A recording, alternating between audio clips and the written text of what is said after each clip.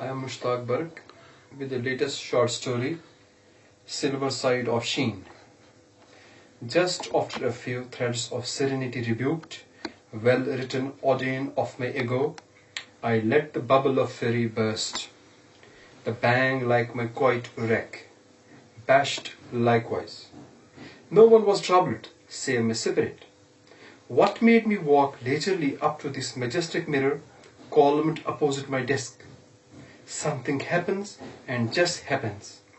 I let my mind read what is reflecting on the sheen of shame. I never found myself in it. The real me. Shame on me, for this lustrous luxury has been in my room since my first cry. Yet my actual looks stay mystified. It only humiliates, and I am always the same old frame, wrapped in a carpet of skin, hiding my shame and sins. Beneath my bones, many pomegranate streams run day and night tirelessly, giving my appearance a glow. I am satisfied mankind and licensed to be sulky. The mirror is breastfeeding all my babies.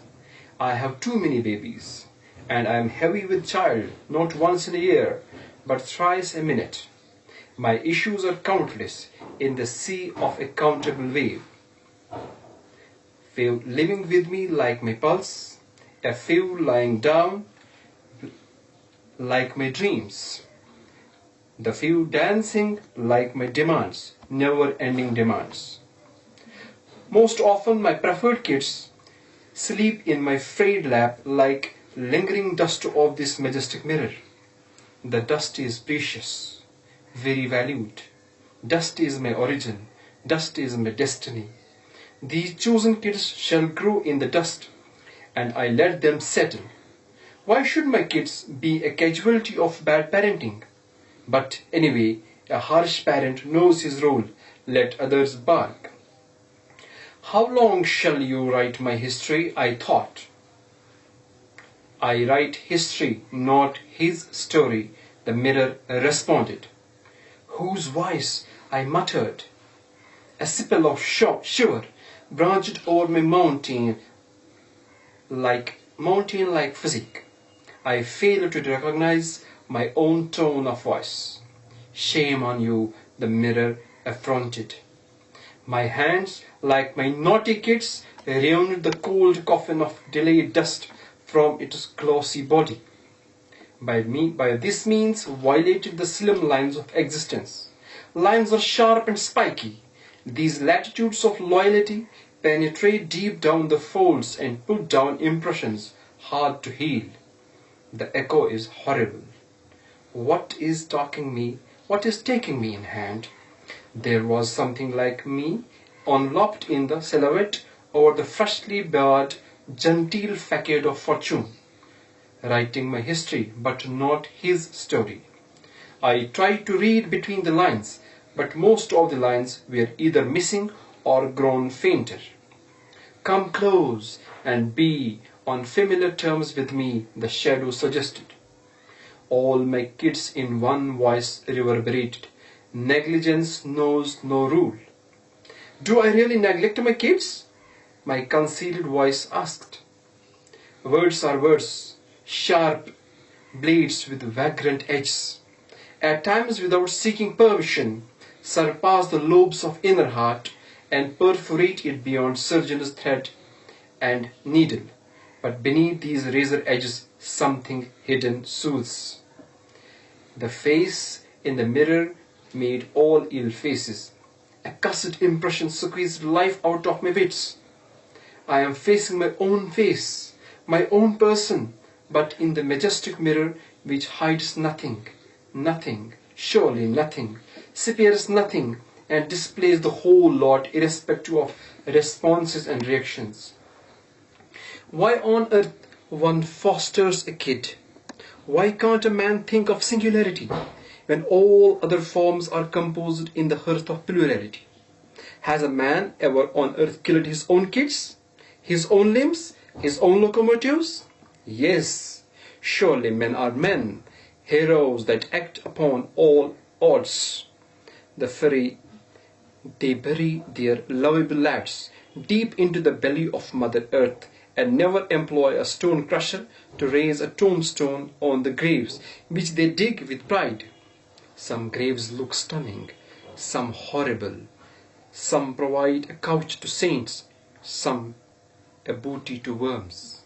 My hands again, like my badly behaved kids, allowed the fingers to ruin the forts of dust. My previous empire before my eyes kissed the thin air and vanished like my own doubts. These careless fingers marched chaotically. Chaos encourages order. My old face smiled at me. Suddenly, I looked a bit smarter. Smile was heart-throbbing, enough reach to pull the diaphragm out of the brittle prison guarded by sensations. With the emergence of my countenance, my kids involuntarily dived into the mirror and lodged into me a vital illness. A funeral one is swollen with pride to witness. The sheen of the mirror changed its pitch. It was humble, no more hostile. I am you, you yourself, and I shall reveal you the real you. All through your life you have endured to ruminate around me in books and brooks, but in no way in this majestic mirror. You have sensed a lively writer. Myself in the mirror narrated. A hazy toddler's face replaced what all was screened on the sheet of glass. I am your past. The wall clock barked heavily. Its limbs are freely moving. The movement is out of ordinary, breaking all the laws of the book. Backward movement, anti-clockwise sack race, an unbelievable occurrence. With its limbs moving oddly, my room gradually lost its glory.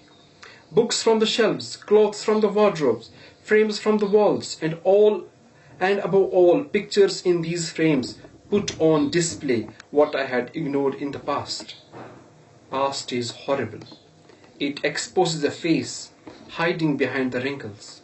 The choice one regrets in the future. A scratch that turns into an eternal lesion, wasting the rest of the calendar. My failures, my half-attempted virtues and some doubts, double standards along with disregards forced my neck to obey the X. But my honest verses, a delightful moment one would wish to live for, all preserved for generations next. For at least my poetry turned into a sheet of paper. Appeared fresh and fair. It moved me a lot. The calendar on the desk before my eyes turned into a sheet, a white sheet, virgin, unadorned, popping up just one date, yes, only one date, encircling my first cry. And behind that date, there was another date I failed to read, perhaps the date of my death, my future, my end. Wow, wow.